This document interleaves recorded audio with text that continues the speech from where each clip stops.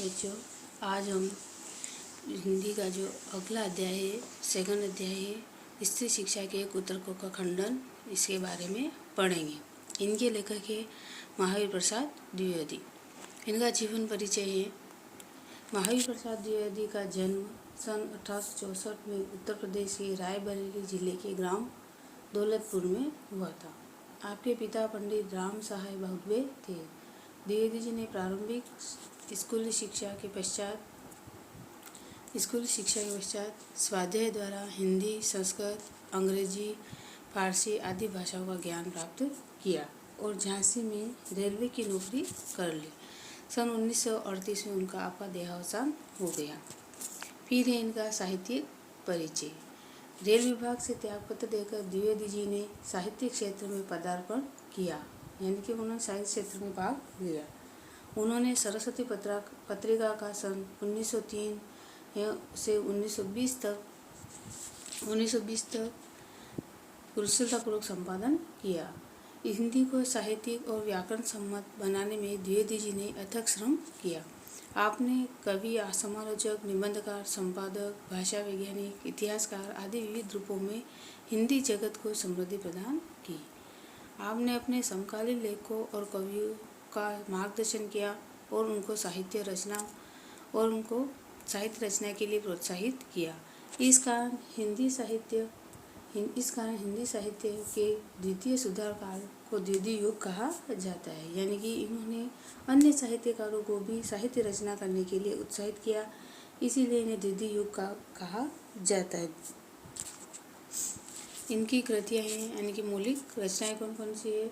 काव्य मंजूषा, सुमन, अबला विलाप, कान्य कुब्ज, कविता कलाप, अद्भुत आलाप, संपत्ति शास्त्र, महिला भेद, मोक्षम, साहित्यकार शिखर आदि गद्य इनके साहित्य हैं। फिर ये पाठ परिचय, यानी कि इस पाठ की मुख्य बातें क्या है। 1914 को सरस्वती पत्रिका में द्विवेदी जी का पढ़े लिखे का पांडित्य शीर्षक से लेख प्रकाशित हुआ।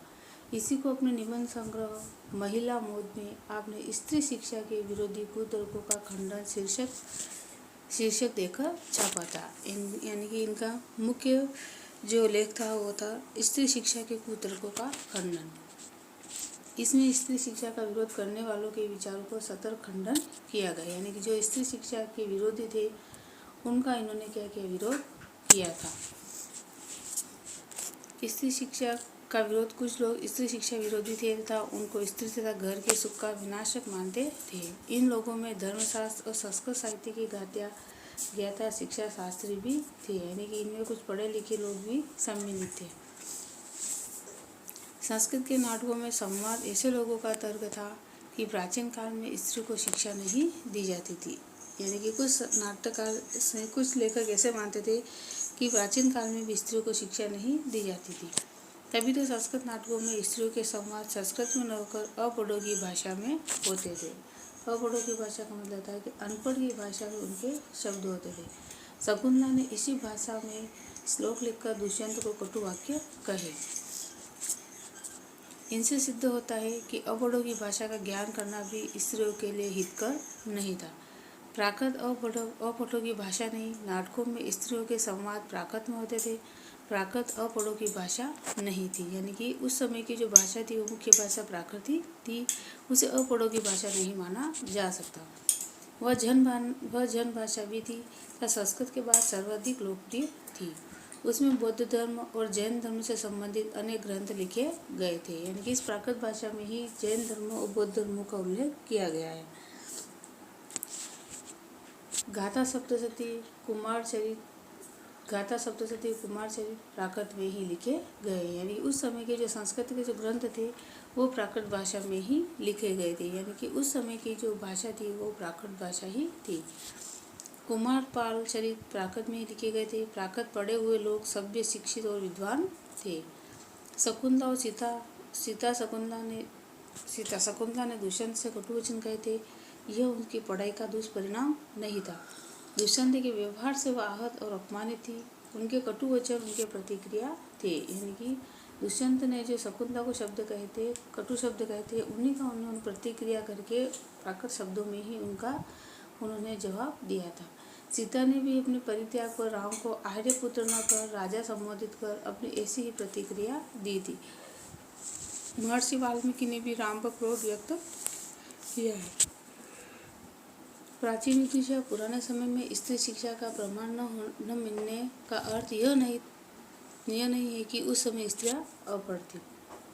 यानी कि प्राचीन समय में स्त्रियों को पढ़ा लिखा का प्रमाण न होने का मतलब ये नहीं है कि उस समय की जो स्त्रियां थी वो क्या थी, अनपढ़ ही थी। उत्तर रामचरित कवियों की पत्नियां संस्कृत बोलती थी। स्त्रियों ने वेद मंत्रों की रचना भी की थी। त्रिपिटक में सैकड़ों स्त्रियों की पद्य रचना उद्धृत है। शीला और विजया की कविता के नमूने सांगधर पद्धति में मिलते हैं। अत्रि की पत्नी धर्म पर पांडित्यपूर्ण व्याख्यान दिया था, यानी कि अपने ज्ञान का उन्होंने वर्णन किया था। गांधी ने ब्रह्मवादियों को शास्त्रार्थ में हराया था। मंदन मिश्र की पत्नी ने शंकराचार्य को हराया था। यानी कि उस समय की जो ऋषि पत्नियां थी उन्होंने अपने पांडित्य के आधार पर अच्छे पंडित, अच्छे विद्वानों को उनको जवाब दिए थे। इस प्रकार अनेक विदुषी यानी कि उस समय की जो महिलाएं थी वो अपने ज्ञान के द्वारा लोगों को जवाब देती थी। इसी प्रकार अनेक विदुषी स्त्रियां प्राचीन भारत में हो चुकी है। श्रीमद् भागवत में रुक्मिणी हरण की कथा है। रुक्मिणी ने एक पत्र संस्कृत में लिखकर ही श्री कृष्ण को भेजा था। यानी कि रुक्मिणी जो थी प्राकृत भाषा में ही, संस्कृत में ही एक पत्र लिख कर के कृष्ण को भेजा था। यानी कि उन्होंने पत्र लिखा, इसका मतलब यह साबित होता है कि वहाँ उस समय की स्त्रियां भी पढ़ी लिखी ही थी। पढ़े और दुर्व्यवहार का कारण पढ़े नहीं है। महापुरुषों से तर्क करना अथवा पुरुषों के अनुचित व्यवहार का प्रतिरोध करना पढ़ाई का दुष्परिणाम नहीं है। यानी कि अपने ऊपर होने वाले गलत व्यवहार को सहन करना ये गलत है, न कि उसका जवाब दे करके सामने वाले को उसका जवाब देना गलत नहीं है। अनर्थ स्त्री पुरुष दोनों से हो सकता है। पढ़े लिखे और अनपढ़ दोनों ही गलत व्यवहार कर सकते हैं।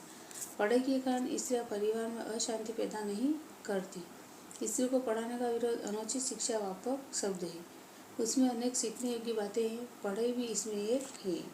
स्त्रियों की पढ़ाई का विरोध उचित नहीं है। ऐसा करने वाले समाज का अपकार करने वाले हैं। यानी कि जो स्त्रियों की पढ़ाई का विरोध करते हैं तो ऐसे व्यक्ति समाज का अपकार करने वाले हैं, यानी कि उनका समाज का विकास रोकने वाले हैं। यानी वर्तमान शिक्षा प्रणाली यदि दोषपूर्ण है तो उसका सुधार किया जाना चाहिए। यानी कि वर्तमान शिक्षा प्रणाली जो है समाज के लिए गलत है तो उस शिक्षा पद्धति का हमें क्या करना चाहिए, निराकरण करना चाहिए। किंतु स्त्रियों को पढ़ाने का विरोध करना तथा उसका परिवार और समाज के लिए पढ़े भी इनमें एक है। स्त्रियों की पढ़ाई का विरोध उचित नहीं है। ऐसा करने वाले समाज का अपकार करने वाले हैं। वर्तमान शिक्षा प्रणाली दोषपूर्ण है तो उसका सुधार किया जाना चाहिए। किंतु स्त्रियों को पढ़ाने का विरोध करना था उसको परिवार और समाज के लिए अहितकर बताना अज्ञान है। पहले स्त्रियां शिक्षित न भी होती हो, किंतु आज उनको पढ़ाना अत्यंत आवश्यक है। यानी कि प्राचीन समय में अगर स्त्रियां नहीं भी पढ़ी है तो कोई बात नहीं, अहितकर यानी समाज के लिए कोई गलत नहीं है। पहले स्त्री शिक्षित न होती हो किंतु आज उनको पढ़ाना अत्यंत आवश्यक है। यानी कि वर्तमान समय में स्त्रियों को शिक्षा दिलाना समाज के उत्थान के लिए बहुत ही आवश्यक है।